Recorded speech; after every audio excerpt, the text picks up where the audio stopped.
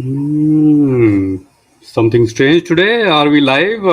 I guess we are. I can see now three ticks on my screen.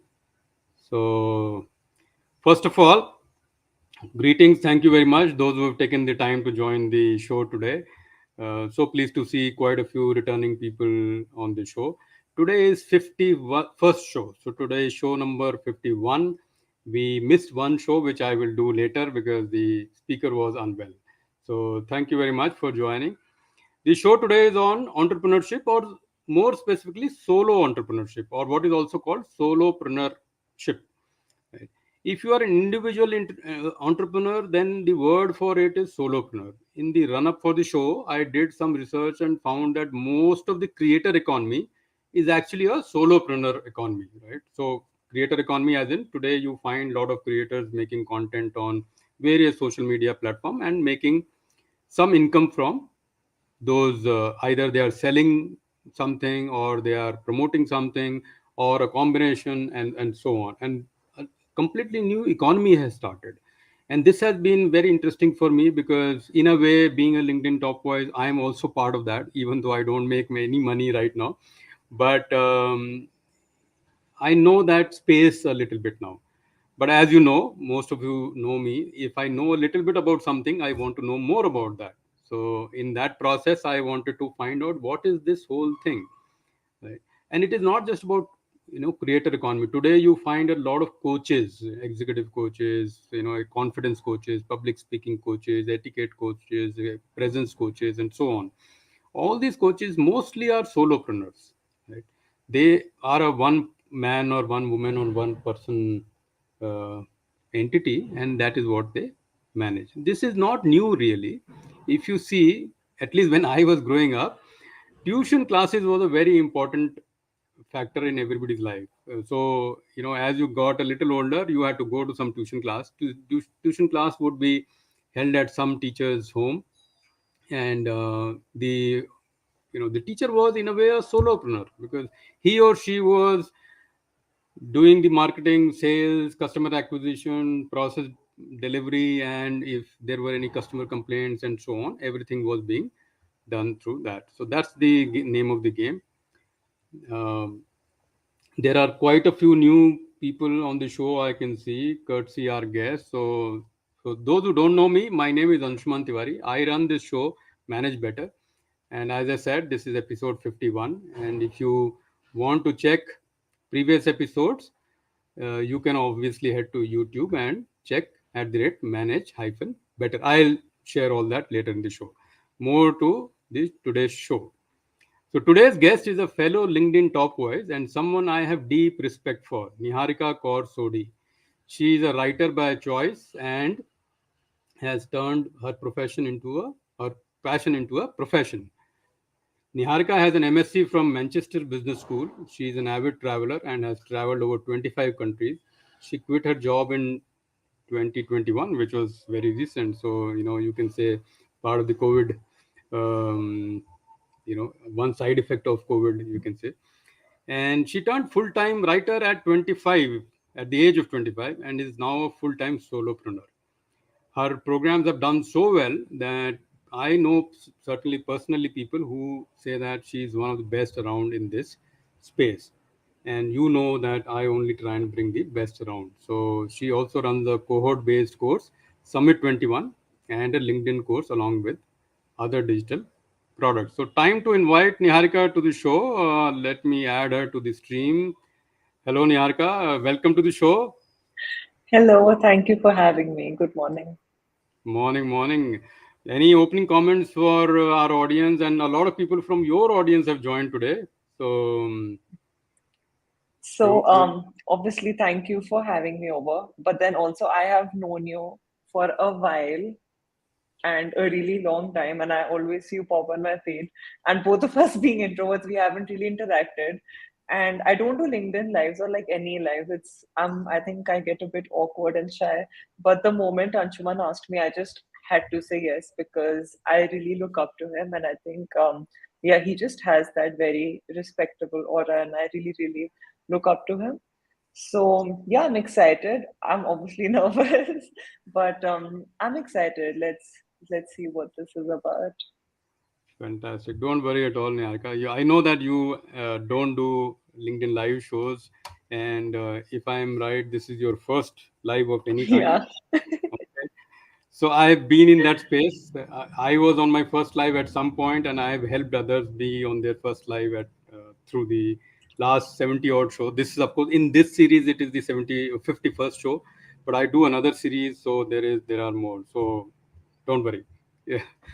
Okay, you have the content, and you the content always shines. So the reason, of course, why I was very keen, Niharika, on this show is that, as I explained during my opening comment, that the this solopreneur word or the entrepreneur word, or various versions of this, are popular today, but they are not new words, right? So, like I explained, the closest example I know of, and I'm sure you have also seen, a tuition teacher is a solopreneur. And there were Right. many other people when we were growing up who were offering individual services. That was nothing but solopreneurship, right? Now the name is a little bit more, you can say, well established, and it is an industry, right? But it has been around. So that's how I think. But do you agree, or I mean, have any other thoughts on this? And then we can get into the show a little bit. You're right. I think the example you mentioned, that is solopreneurship, and it's recently trending because the internet has made it a lot easier. And yeah, it's easier, it's more scalable, it's location independent, it's less time consuming. It also sort of gives you this opportunity that you don't always have to trade services for money. So essentially, time for money, right? Like Hmm. if you're teaching in person, there are only certain amount of people you can teach for so long and then get paid for it. So I think this creator economy has really come up, and that's why, like what you were mentioning about COVID, the Great Resignation. I think a lot of people started questioning, right? Like books about this have always existed. Hmm. Books have always existed about that, you can't trade 5 days for two and Yeah. retire wealthy. So books have always existed, but I think now people are more open to experimenting, and COVID showed that there is, they only stuck to the jobs because it was safe, but then it just suddenly wasn't safe anymore. So why not experiment? So yeah, I do agree to you. Yeah. And you know, I I have said this earlier, but I'll probably repeat it, that we of course credit COVID in this case, but the change was already underway. Many things like COVID or any other disruption that happens, it only accelerates the change. It doesn't create the change. So I keep saying that the change that we see today is more accelerated change, so to say. As we start, we have Rohan, a book nerd, who runs a book reading and book related service. Is Introverts Assemble. So he knows that both of us are introverts, and it takes one to know one, Rohan. So thank you. Niharikaa on live, that is normally okay, fair enough. Let's not make her more nervous, Rohan. So I take him off. Okay, so the pattern of the show, of course, for everybody and those who are new to the show, the pattern of the show is that I have some prepared questions, which are the easy ones, and then the difficult ones come from the audience. So I will have the joy of picking up the questions from the audience, and we will initiate that session around 15-20 minutes from the opening, so around maybe 10-15 minutes from now. The first question I have for you, Niharika, is that who is a solopreneur and what all does it include? So, while we did discuss some examples, but in your eyes, in your how you see, who is a solopreneur and when can we say that the person is a solopreneur? What will it include? What will the animal look like? And all that bit. I think a person doing their business entirely on their own are solopreneurs. And see, like I'll tell you, my definition of it is a bit different. I'm very lazy and I don't really want to have, I don't have really big dreams where I want to create a huge firm and handle hundreds of people. So that's why I would rather be a solopreneur and live a stress free life than having a firm. So for me, that is solopreneurship. But otherwise, solopreneur is anything that you're doing on your own. But at the same time, it doesn't mean being alone. I do have a video editor. Now I do have somebody who helps me with ConvertKit. So you do delegate tasks because the intention is to own your time, right? And time freedom, location freedom. So a solopreneur is anyone doing their own business on their own. Hmm. That's a interesting definition, that, and that's probably an extension of the examples we shared earlier. And when you said lazy, I thought you were reading from my notes. so, Oh, so I'm very lazy. no, so I almost checked my notes. Has she stolen my notes? Because this is what I would say if somebody said. But my way of looking at it, Niharika, is that I am unable to turn solopreneur because I am very lazy. Right. So you are a solopreneur because you say you are lazy. So sometimes the same thing can mean different things for different people. Right. So maybe it is also a function of how we grew up. I grew up in a job where, for many years in the job, there was just no option. You just had the job, Yeah, and unless you wanted to open a Pan Parag agency or Kinetic Honda agency, nothing else was possible. And those yeah. who are new, my age will remember Kinetic Honda and Pan Parag agency and all. So that that's how. And from the world, part of the world I come from, these two businesses are the primary businesses.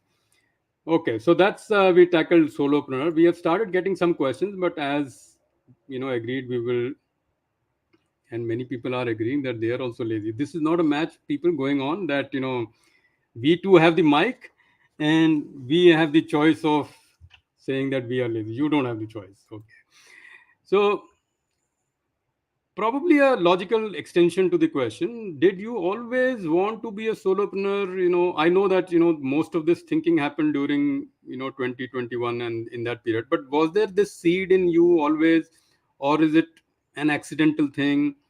uh, I mean, I know that you've always liked writing, and you've been writing for the longest time, and even during your corporate role. But how did this shift happen, or was it there was no shift? It was just a progression. So, So it what do you? was never the intention, or it was never even a part of my goals because I mean, everyone in my family also does simple jobs. Nobody even has like the smallest of businesses of their own. Like everyone is doing a job. So again, there was no influence from that side. And the seed, I'm glad you asked me because I always had the seed since a kid that I want to like make money. And then I would get ridiculed for it that don't look at money and it's greedy and this and that. But like I'll tell you, so I won Coldplay tickets. I sold them on my Instagram. When I would finish like these big books, I would actually sell them via Instagram because for me that was like quick money. And if somebody's in the same city, and because I live in Delhi, it was easy. I would just give that and earn money. So those were really small things I did because I liked the kick I got. Being a solopreneur was entirely accidental. Like if you told me even 2 years ago that I'm going to be doing this today, I would just say that that's impossible because I have nothing special to offer, and nobody would spend like money on me to buy anything that I sell, and I have nothing to sell. So it was accidental, and it happened during my after my surgery because I had a surgery last year in September, and I was on bed for 4 weeks. So initially I was excited that I'm going to chill, read, watch TV. But after 3 days, like I was genuinely handicapped, right? Like I could not even go to the washroom or bathe or anything. Then that sort of brings you down negatively in your head.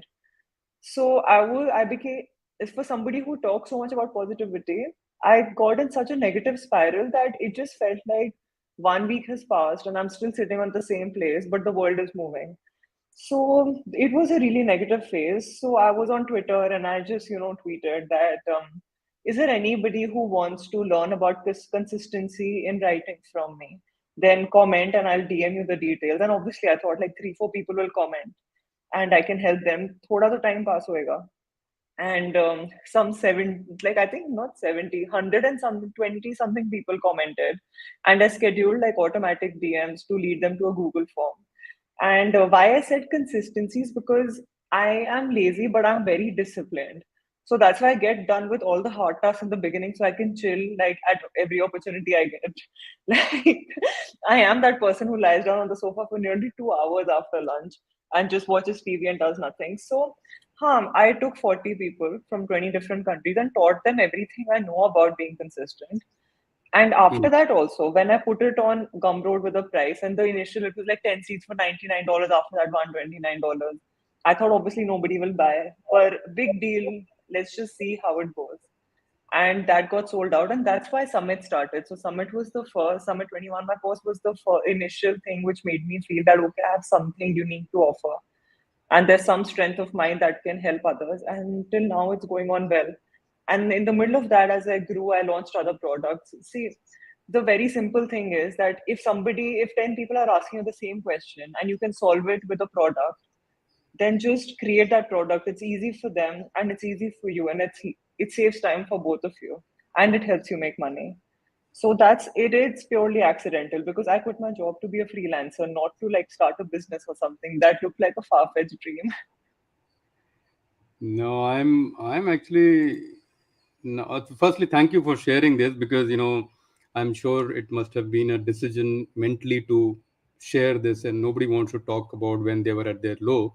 But this is a lesson for all of us that many large changes actually happen when we are at the low, at some low in our life, and not that you should create one low, but if you are in that low, you should utilize that low.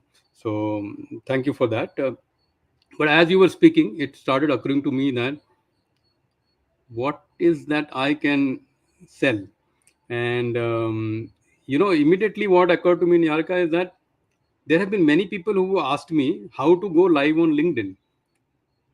And with the experience now that I have, that's probably a course, maybe a 1 hour course or something, or 2 hour Or, course. like a $10 ebook, because that's passive income. So if you Yeah, that's create a also. $10 ebook about like the best practices of going LinkedIn live, and every time somebody asks you a question and you plug this in, it's see, the thing is, when people spend a bit of money or a lot, whatever, like they also have a sense of accountability that, if they talk to you for free, they'll be like, okay, dekhenge kya hota hai. But if they Mm. know ki, okay, yeah, 800 rupees they've spent, they will utilize those practices that let me see what this person has to say. So that's a product for you right there. Like, I think the best products are solving somebody's problem. When I suggest people about like what to create, I say like solve for a need, solve for a problem. Don't just create something and then crib about like why isn't it selling? Because it's probably not a solution if it's not selling. Yeah, no, fair enough. You might see one 2 hour or a ebook or a 50-page ebook coming from me. I'm already motivated, so you've already converted one person. Okay. So guys, keep your questions coming in. As promised, we will take these questions soon, and quite a few are wishing Eid Mubarak. So Eid Mubarak to everyone who's celebrating, or who's in it only for the savories and sevia. Both both categories, which in Eid Mubarak, and of course today is Akshaya Tritiya, so those who are celebrating that as well, um, happy Akshaya Tritiya to you as well. But there are some questions coming in. I will take them maybe after one more question, Yarka, so that um I'm done with most of my questions, and that's my selfish motive, right? So I've already gained what I had to gain from this session now. The live coaching. I have told earlier this to many people that, and you had asked me what is your motivation to do this thing, these shows. See, part of the motivation already delivered. I wasn't looking for this coaching advice that you gave me, and but now I already have one. Right now, whether I act on it or not, time will tell. But this is the joy of doing these sessions. So, okay, next question. The way I understand solopreneurship, or this, small entrepreneurship journey, Nyarka, is that customer acquisition might be the most difficult part of being a solopreneur. Uh, Firstly, is that true, and how have you gone about it? How do you get more customers for your Summit 21 and related programs and the new ones that you have created? You briefly mentioned ConvertKit, so a little bit more on that so that our audience can Right. understand that this is real and this is not some story that we are sharing. So, one thing about me is that I'm really bad with numbers and I don't pay attention to numbers. So, the followers and statistics, whether it's Twitter, LinkedIn, Medium, I really don't care what the number is. And the thing is, I brainwashed myself into it right in the beginning. So, it's not that now that I've grown, I don't care. when I started writing, I would keep refreshing my stats, and it was very disturbing to see them not grow. Then I realized that, boss, only the process is in my control. The outcome isn't. My control is that I have to show up and write, and Baki we'll see. I'll keep improving, and Baki we'll see. So that's one thing. So when you say customer acquisition, like I said in the beginning, I don't want to go big. Summit has shortened. We had 25 people. Now we only take 15 with more perks, like a one-on-one call. The next cohort will have Ankur Variku and Tim Denning for as a guest session. And that's like, for me, that's big to get them on board for such a tiny course of only 15 people, right? So I don't want to go big. I want to go lean.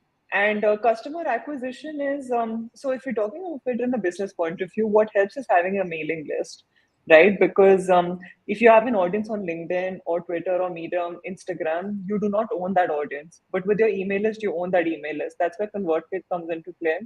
I honestly did not use ConvertKit for the longest time because it's expensive and I can get frugal. But then I realized I have to spend money. Like I can't be penny wise and pound foolish. And how I look at these investments is keep spending X amount will give me at least 3x in return, then it's an investment. It's not an expense, right? So I just got ConvertKit recently because before that I was using Gumroad and their segmentation was horrible. And it did cost a lot, but it helps. I mean, everyone says it's the best email marketing platform. That's honestly the only reason I got into it. And email marketing is my way to, if somebody hops onto my newsletter or they buy my products, then they're automatically in my email marketing list. And I always tell them that if I don't give value to you, please unsubscribe because I value my time and obviously value yours. So customer acquisition is not as difficult if you're showing results. By the end of it, you will only spend money if you see, okay, 10 other people have got results and this person themselves has shown that they get results by what they preach. So if they are getting their return, then they will hop on board. If you're not making it clear what will they get out of your product, then they will think and then Yeah. they will be double minded. But if you can 100% put it that this is, and give a money back guarantee, like Summit is for $500, but there's a 5-day money back guarantee right since the beginning. If you don't like it in 5 days, you get all your money back. I will lose that one person, वो seat तो fill नहीं होएगी ना, but at least that person will be happy. So these things like help people hop on board and help them believe in you. And if you show the results, then why would somebody not be there? Is what I would say. So it's not so difficult, but yeah, it hasn't been so difficult for me, honestly. Well, I think just to kind of take some juice out of this last few minutes is that one, of course, you need some tool, but before that tool, you need what are you delivering and why are you delivering and why should somebody come back to you. Once we have these Yeah, answers, then whether it is ConvertKit or some other tool is a choice that we have. But yeah, I think you earlier mentioned also one more tool, which is Gumroad. So for those who don't know, Gumroad is a place where you can marketplace kind of place where not really marketplace, but you can sell your digital products or yeah, time through that, right? So something at a very low scale in India, but growing is TopMate also. So there also you can do something similar. So there are many other sites like this. So if you are, yeah, some have asked this question how to do this, and so I'm trying to pick this question. The so one reminder: there are quite a few new people on the show, particularly on LinkedIn, and mostly maybe Niharika from your thing, and of course my audience is there. So to my audience, I can certainly say that you won't find somebody better content creator than Niharika. So if you don't already know her, please follow her for some good content, and then if you have some love left, particularly Niharika's followers, so you can come to my profile. I'm not too bad, so I of course create more content around mid-career professionals and quality and related stuff. But if you are a mid-career professional, certainly I can be of some use. So with that plug, mandatory plug, I have one question. I'm now trying to find that question. So Sachin Mittal has suggested that if language was Hindi, then session सबको समझ में आ जाता. Yeah, but Sachin, there are more people in the world, so this show is going around to more people. Hindi is, of course, a popular language, but not the only language, right? So since we are keen that more people benefit from this show. We are trying to keep it that way. I will try and summarize this kind of a show maybe in Hindi on my YouTube channel. So I get your point. Thank you very much. Um, the Anand had asked a question. Anand from our LinkedIn cohort. I found that question. So Anand Vaishampayan, who's himself a career coach, very popular career coach with early and mid-career professionals. What are some key things one needs to take care before transitioning from a full-time job to a solopreneur? So you've done this, Niharika. So you had a full-time job and you've made the transition, and you know already many people who've done this. So any nuggets for Anand and people like him who want to know this? Yeah, I would say like definitely don't jump in the deep end of the pool. Like I know like people really romanticize follow your passion, but I don't think like passion se pet nahi bharta. You don't get money because you're passionate. So side hustle and make enough money on the side. That is number one. Okay, number two is make sure you have enough saving just for the rainy days in case the side hustle doesn't work out. And then my personal thing was that if my side hustle is paying me enough and more than my salary, then I will quit. But not just like for 1 month, for like 3, 4 consecutive months. And then it did. And another thing that I thought of was that I also want to have that time I was a freelancer, I wasn't a solopreneur. So if you're a coach, then you may have some clients right now, but also have some clients in the pipeline. Like, you're working with maximum potential right now, and there may be some people who are joining you in June. So have something in the pipeline. So if somebody walks out on you right now, somebody else is still there.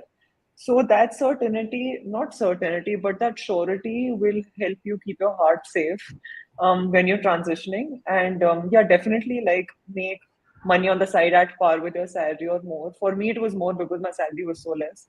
But yeah, please side hustle. Don't directly jump into the deep end of the pool and drown. And I'm glad, Nyarka, you made it very clear, because this I get a lot of these questions in my coaching sessions. People come to the, sir, I have this idea, I want to go, start up and bless Shark Tank, because everybody thinks that they can land on Shark Tank tomorrow if they have this idea. Nobody wants to understand that there is a process and there is a life before that as well. So, Right. and I'm sure Anand knows this answer, but he's asking also because he wants others to benefit as well. But I can answer this question from a slightly elder point of view, that as you get older, you have probably had some income and taken care of your life expenses or milestones a little bit more than somebody who's younger in age. But I see a number going around that as you get to my age, which is 50 and more, even 50% of your salary as a steady income as side hustle is okay, because then you can make that switch, because you have already taken care of your house, your children's education, pension, some medical expenses. You've broadly taken care of that, hopefully. Of course, not everybody will be in that boat. So that number can come down, like what Nyarka said, but for that, your age has to go up, and you have to make sure that you have taken care of all your other responsibilities. So you can't be saying that, oh, you don't have medical insurance, you don't have a house, you don't have anything, you have not taken care of your children's education, but you have 50% income from some side hustle, and you can turn a solopreneur. So of course, if you don't have a choice, that's a different thing, but ideally no. So thanks, Anand, of course, for the question, and Niharika for a very candid answer. Tarun Kohli, a regular on this show, isn't solopreneurship more challenging role, as all things one trying to manage by himself or herself versus taking few people on your payrolls? So a little bit, I think, Niharika, you did mention that you don't. It doesn't mean that you do everything, but maybe a specific answer will also help, because this question could be there for many people. I think it also depends on what kind of work you're doing. Like, the reason I hopped onto this lifestyle is because I wanted to work less, not I didn't want to work more.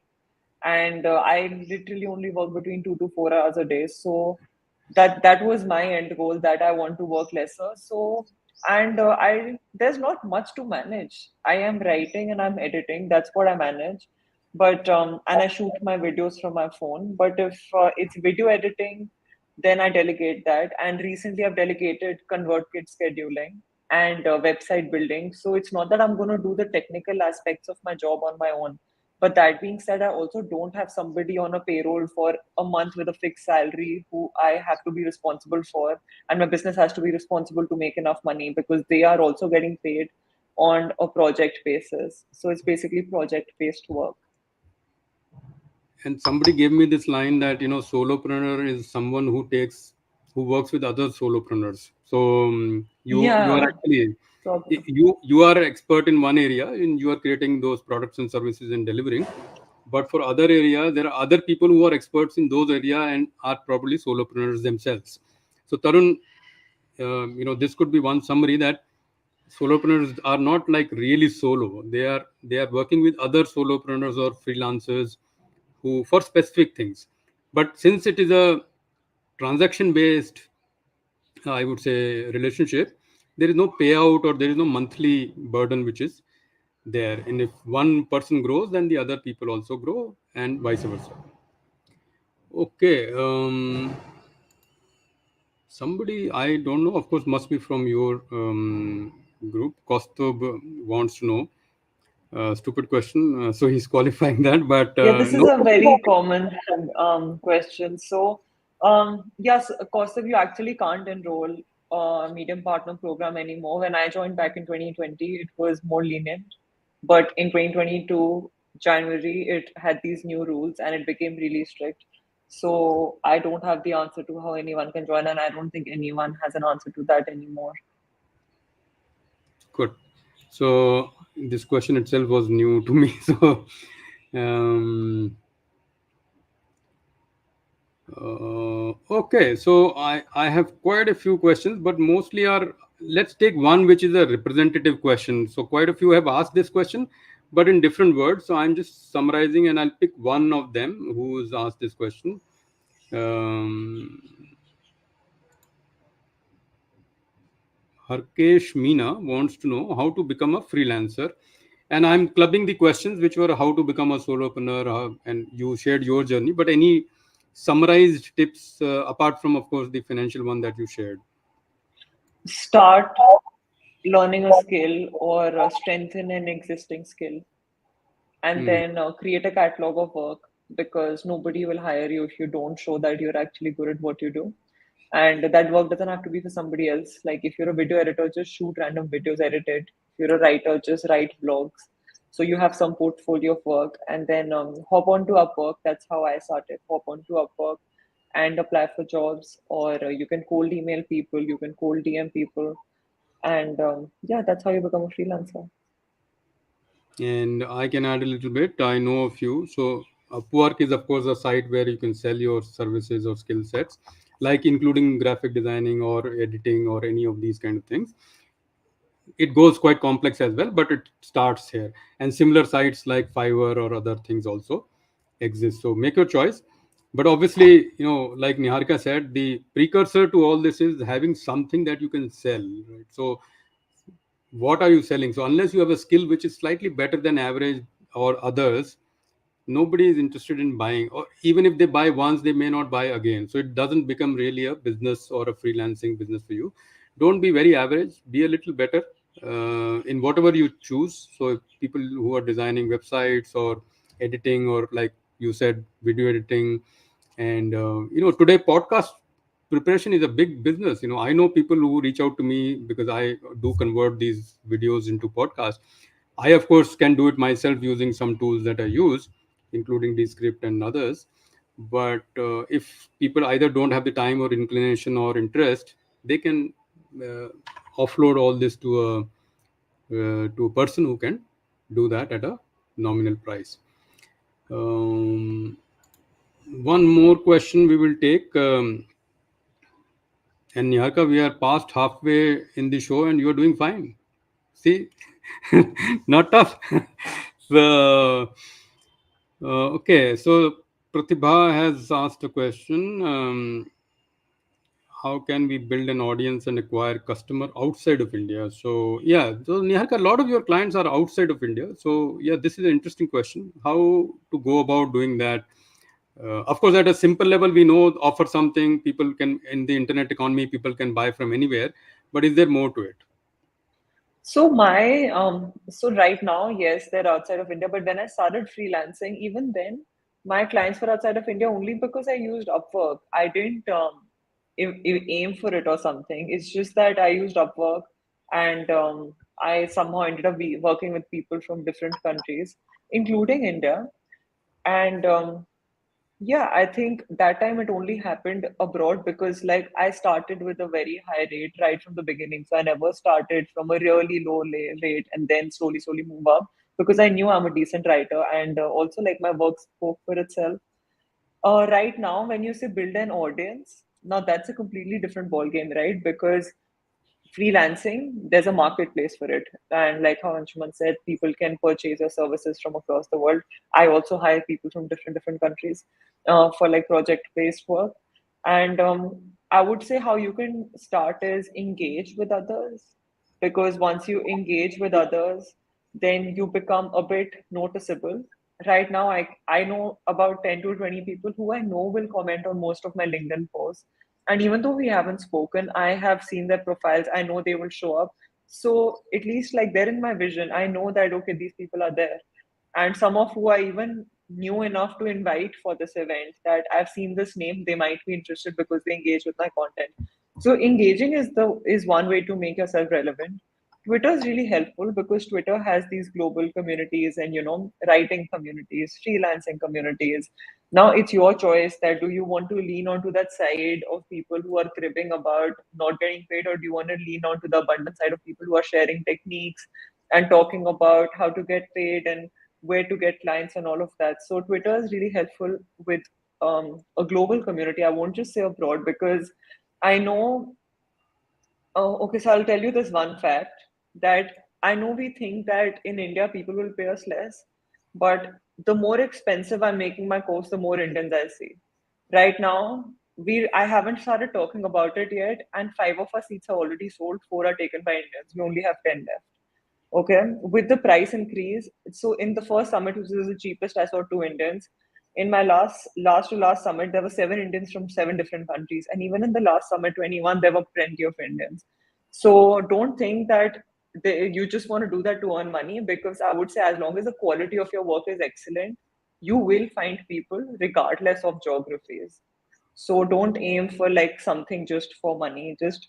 I mean, I don't know, the dialogue from Three Idiots is very close to my heart, which is that if you chase excellence, success will eventually come to you. Hmm. That's interesting. I mean, I did realize because I have myself paid for some courses, so I did realize that if we see quality, we don't really any longer think too much.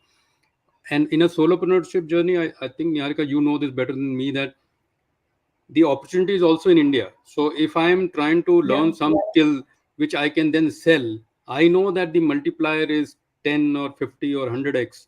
So I am actually happy to spend that, because if I learn this new skill, I can then resell or sell it further or sell something related to it. So I don't mind that.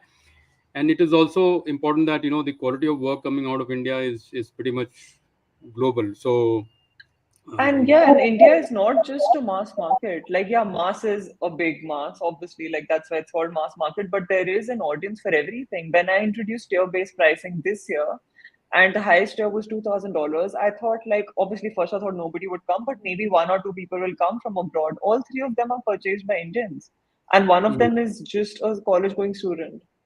So don't put down the kind of a market we have. Like, if you're good and people know ki if they spend $1 on you and they get $3 back, then they will spend that money on you. You just have to showcase them the results.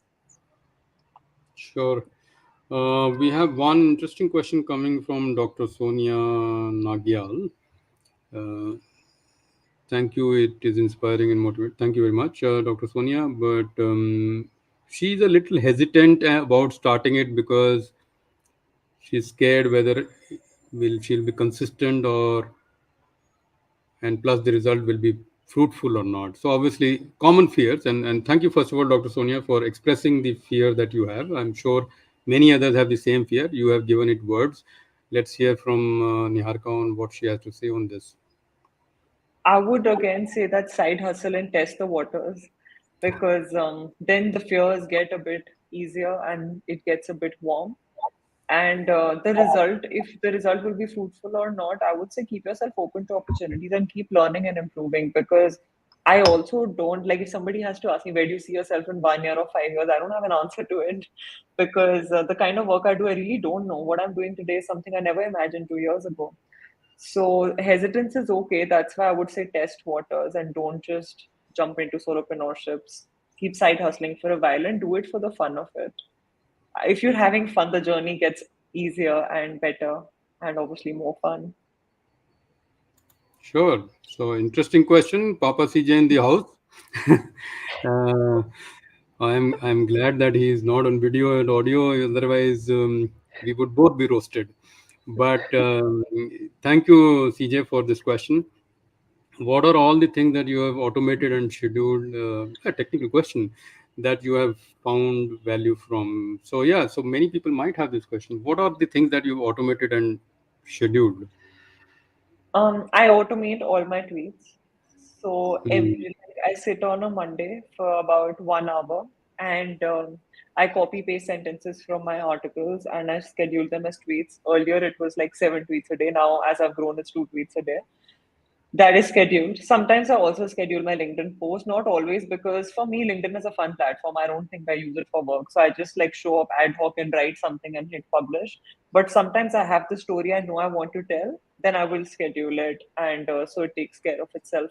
For both the platforms, I use this scheduler called Hype Fury, which by the way looks expensive, but it gives 50% off to everyone from India. You just have to like keep clicking and then it shows that pop up. Now I'm scheduling my own ConvertKit. I've hired somebody who will take care of the scheduling. I'll just send her my drafts and see she will schedule it.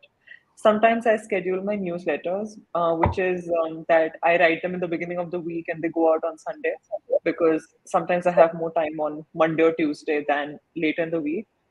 So yeah, I think my Twitter is entirely automated because it's content repurposing. I'm using existing content to create that. So this is what I have automated and scheduled so far. hmm. Fair enough. CJ, I hope you have the answer. And many of us have actually tried this automated, at a lower scale. I have tried LinkedIn automated because sometimes you know that next 3, 4 days you are in a office. I work full time for a IT services firm. So I have to, of course, give first priority to my work. And when I know that next 2, 3 days or sometimes even longer, I am not going to be available in the morning to write afresh and think and all that. I do automate and schedule, and that's something that many of us should actually try. And now the scheduler feature is native to LinkedIn, so it's a lot easier. It Okay. also helps you be less distracted, right? Because if I have to tweet manually every single time, I will obviously scroll because regardless of how mindful I'm also human. It's tempting to scroll and to dig deeper. And same all other social networking. But if it's automated, then you're barely opening the app and you're opening it mainly for DMs. So it helps you save time and be less distracted. Yeah. Uh, So quite a few people have asked why am I not taking your question? So two reasons. One, of course, there are lots of questions, so I can only filter what I think I can ask Niharika. The other is that, of course, there are some similar questions, so I'm able to club those questions and ask on your behalf. So please don't mind. I can't obviously include all the questions, but I'm trying my best to include or club the questions that we have. So this one, Mridu has this question, but we have already taken this question, similar question, Mridu. So I hope if you haven't seen it live, maybe you can check the recording later on. And yeah, so this is a question I would have asked you, Niharika. When is the book coming out? I think when I'm in my 40s, so 15 years later, 15, 20 years later, because I feel that right now, a lot of my knowledge is obviously through what I consume, whether it's in the form of books or online, and through my experiences. But then my life experience are also so limited, right? Like, I just worked for 2.5 years and then this thing started, and I'm still at such a foundational stage in my career. So I think I can add more value once I have more life experience. Yeah, so We're probably in 40s. just a bit too humble for me to digest, but I will take it since you are saying it live. But I guess it's a fair thing, having traveled that life a little bit, I can say that, you know, for me, if I'm not writing a book, it is probably a crime now, because I already have 3, 4 books in my head. I just have to Wow. find. Well, yeah, so it's all laid out. Actually, I put it on Notion as well, with chapters. Now Oh, nice. and I can't even open my Notion for others because all the notes and everything is there. But I know that it's probably 15 days to a month, and I can put it out. But that But is you must be having such different, like vivid experiences. Like you also have two kids. You've been married for long. I've been married for 5 months, and I think so much has already changed.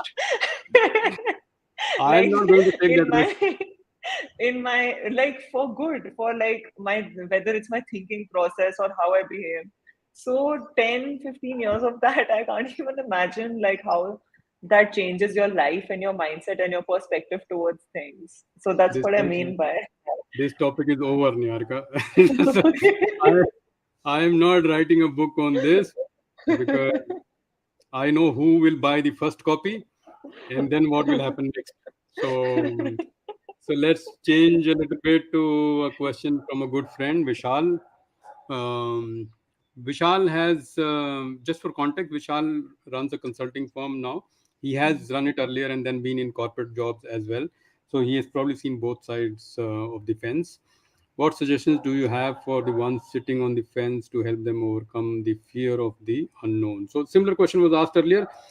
Anything you want to add what you said earlier, but or Vishal, any? I think being mindful and joyful in the present is really helpful because if I and again I've really worked on my mindset to say these kind of things because the thing is I okay, so I'll tell you a small story, which is that when I was talking about, having a side hustle and having a cushion and having somebody who pays you, my biggest paying client actually left me 1 month after I quit my job.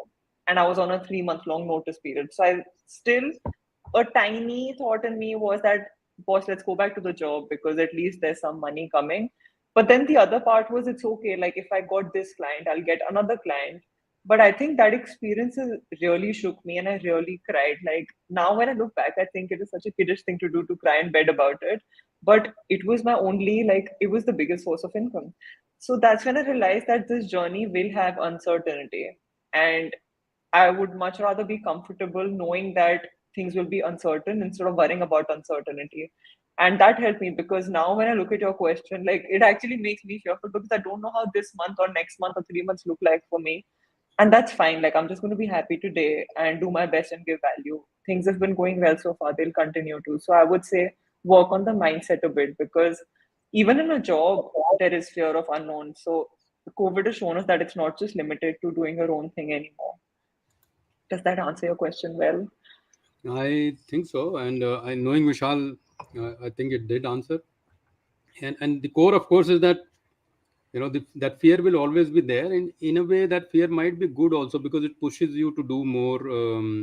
And I noticed that I'm not on screen, so Yeah, I was feeling so conscious that yeah, these views keep changing, and I just realized that I am not on screen, and people might be feeling a little weird that where is this Akashvani coming from? So.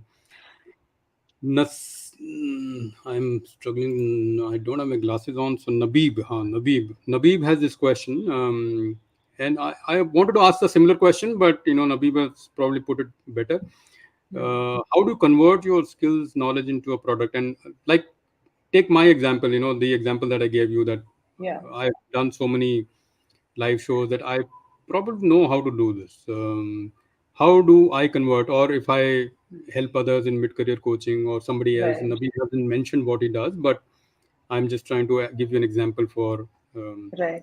convert. So I did it in the laziest possible way. So that might not be as relevant. My first product was copy pasting. So basically, I realized that I've written 50 articles around side hustling because I was side hustling and everything that I've learned in this journey and the mindset shifts that I make. made to get there. So I thought that, if I've written 50 articles and I club them into an ebook, just have to copy paste, right? Then, but the other person at the other end will have condensed information in one place. And I actually made it into a free ebook. Out of those 50, I put them on a Google tracker to see that what are these articles. Then I saw that there are some similar themes. So I took like out of 50, I condensed it into 13 articles. And from like the table of content was beginning till the end. So in that hierarchy, I just copy pasted those 13 articles and put it out. So yeah, so for you it can again be existing content. That's what I used. If it's new content, then just see that if there's experience or skill or knowledge that you have that can help somebody go from like step 3 to step 4 or step 5, then you just have to type on Google Drive and create a free cover on Canva. All of these are free tools, and put it up on Gumroad, again free. And that's your first product right there. So that's all that it really takes. And I think sometimes we pressurize ourselves that we need to be experts. And, if somebody's at level 3, I need to upgrade them to level 10. That's not true. 3 to 4 is also growth. 3 to 5 is also growth. 3 to 6 is also growth. So, yeah. Niharika, you have given me one more product idea. So, I might have to pay you after this show, but thank you, Naveed, for asking this question because you got me thinking, and I thought publish this book review every Monday for 1.5 years. Each book Wow. review. See, now that's such a see. Now, if you see, so many people don't have time, and then they think they look at these really good books and they feel ki, okay, like maybe I'll read it, maybe I'll read it. But if they can purchase something and that gives them a review of all these books, then number one, they will sort of get better into, okay, I think I want to read this first and this second, so that information fatigue dies down. And number two, if they don't have the time to read at all or they don't want to, they still sort of go through the experience of reading a book. Yeah. So it's such big benefits. Okay. So I had more questions, but the questions are just pouring in, Niharika. So you are popular, but let me take one slightly different question. I think content questions we have Okay. taken quite a bit. Uh, how do you decide on rates, especially if you are confident of your writing? So Vasumita Adarsh has asked this question.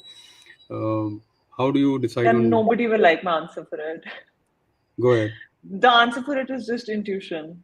I just obviously in the beginning people say put your rates down and all, and I was like, no, I still started from I don't know hundred and something dollars for 1,000 words. It's only later on that I got to know that in India people are not charging that much to start with, and but I was never exposed to the Indian freelancing community, so I didn't know. So I just rely on intuition. And Zada se Zada, the person will just say, no, this doesn't fit me, but somebody else ke budget mein it will fit. Yeah, so So, I can add a little bit, and I have now a little experience on TopMate, Niharika, because I started offering my okay. time there, and I had no clue whether 999 is good or 9,999 is good. Yeah, Whether for 15 minutes or half an hour for 1 hour. So I ran an experiment. I uh, took an average price of many people that I checked and said, okay, let me run this for. And since I'm a quality data kind of a person, I did a slight experiment. I looked at some rates, took an average, thought this is a fair thing. I don't want to undervalue myself. I don't want to oversell yeah, or overprice myself. So I took that, and then I found that there was some traction. So after that, I increased it a little bit because I don't want to invest too much time in that. But I yeah, also understand that if people want to reach out to me and they can pay that price, that's okay. Like mid-career coaching, so yeah, obviously mid-career, if some assumption is that they already are earning and they can pay. If they want free yeah, advice, then there is much right. available. But if they want to pay, then uh, they can pay. Actually, they are not in that 99 rupees, Yeah, dollar thing. So, Vasumita, I yeah. think together we have If I probably. can also add something that I was only talking about freelancing, but since you mentioned coaching, something that helps me think of the value of my products is that say, and this is not the guide. Say if it's consulting, okay, like it's at a very hyperbolic rate. it's $500 for 1 hour, and that was suggested to me by a very big content creator. And that's only because if somebody puts in that money, I'm 100% sure that they will make 3 times that money in less than 6 months. Right now, it's on the other person if they want to bet on themselves as much. So I would say if somebody can make an ROI on your product, then they will spend on it. Same with courses. With Mhm. guides, it's random pricing. But that's how I think of pricing my products. That if I know somebody will make minimum 3x and up to like whatever, then I price it that way.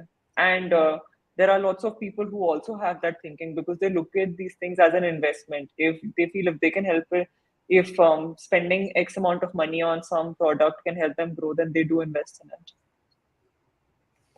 Cool. Let's feel good a little bit. Mrinal has sent a comment, and generally her comment will make you feel good. Such a happy Saturday morning, Niharikaa and Anshuman. Thank you for the inspiring talk. How do you manage engaging with folks when content is pre-scheduled? Yeah, so this is a question. Since you, I think, mentioned that much of your Yeah, content, especially on Twitter, is pre-scheduled. yeah. How do you manage engagement?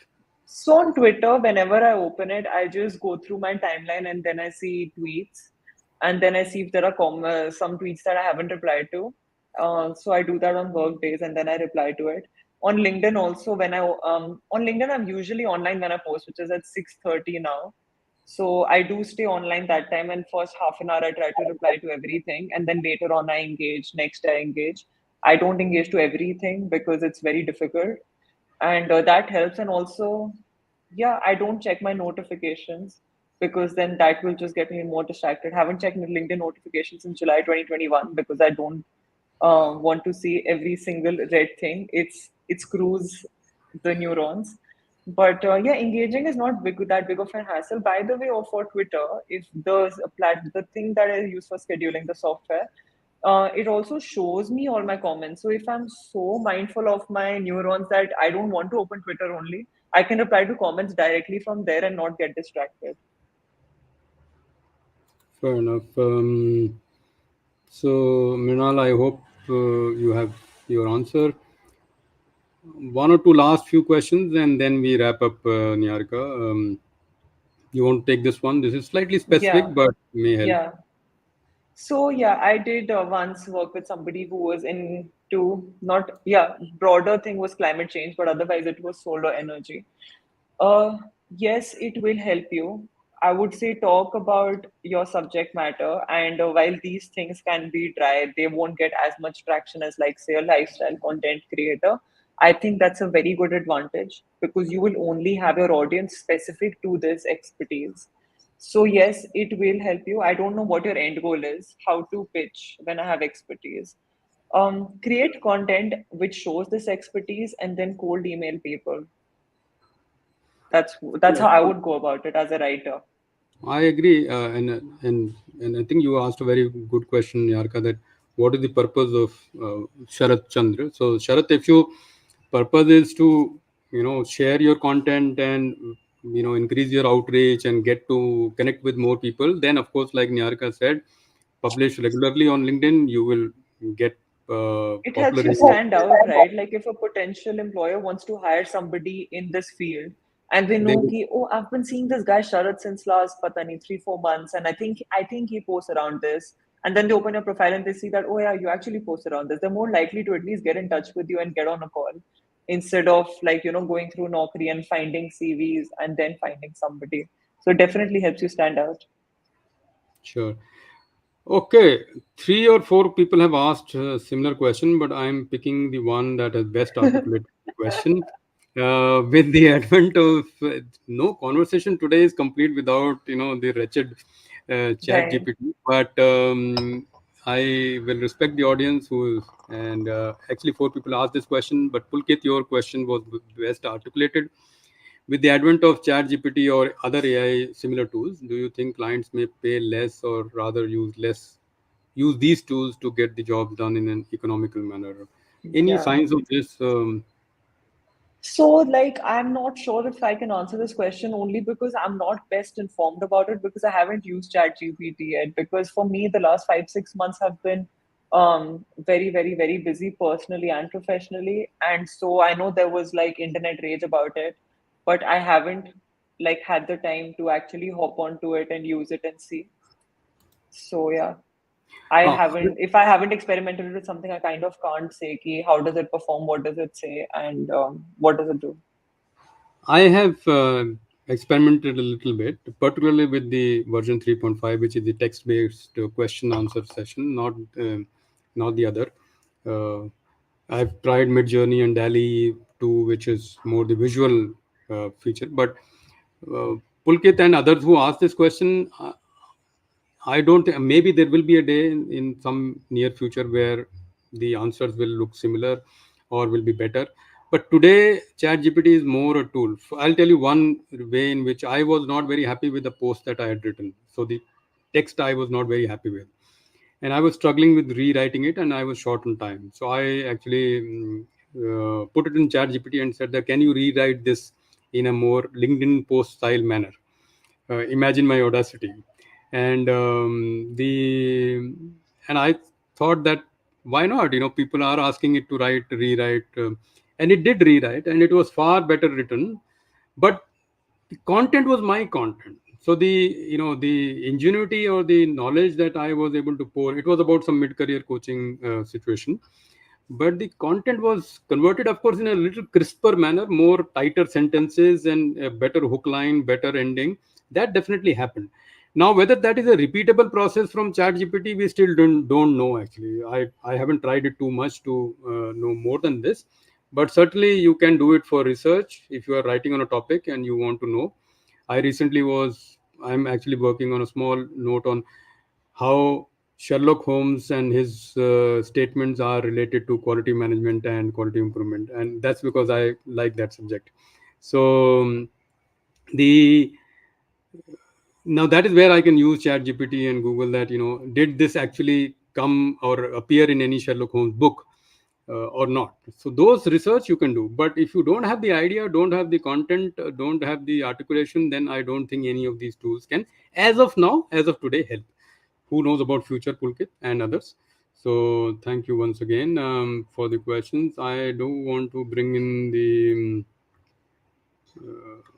one more quick comment. So, Niharika, you have done well. My father is in the show and he is happy with the show. So, so you are one generation, I am the next, and the next is also happy with the show. So, thank you very much. This one Thank you. comment I had to bring in. Otherwise, I have to listen too much of a lecture at home. And how much I talk, you can see where it comes from. So, with that, I will end the show. Fantastic show today. I know it took some time coming or happening, but I'm hopeful that you liked and enjoyed the show, Niharika. The audience certainly did, and I'm once again sorry that I could not take all the questions, but we try to club the Time questions. flew by. I feel he right now you said that we've passed half an hour, and time. I shouldn't But have been as nervous as I was. Yeah, this was so much no, fun. no, you did perfectly well, and now I can look forward to you being on many live shows. But do remember then that this was the first live show that you were on, Forever. right? So, but thank you once again, everybody who Thank joined, and quite a few people joined. Sorry, once again, I can't display your fantastic comments on screen, but thank you for your best wishes Yeah, for I'm gonna Nihar. go through all of them. I don't know if they're gonna be visible because right now, They like, will be. I'm not on They will. LinkedIn. But I'm gonna go after this. I'm gonna scroll through Yeah. So every comment. after a bit, if you go to the same page, you will be able to see all the Okay, comments, fine. and you can even reply to Yeah, some that will comments. be my dopamine rush for Saturday. So, okay, with that, we will end the show. Thank you very much, everyone. Niharika, thank you once again. And we will Thank you so see much. Thank those you. who are on my other show, which is the quality related series, next week, which is 29th of April, 11 a.m. We will have one more show on the quality series. So, thank you once again. Bye bye. Bye.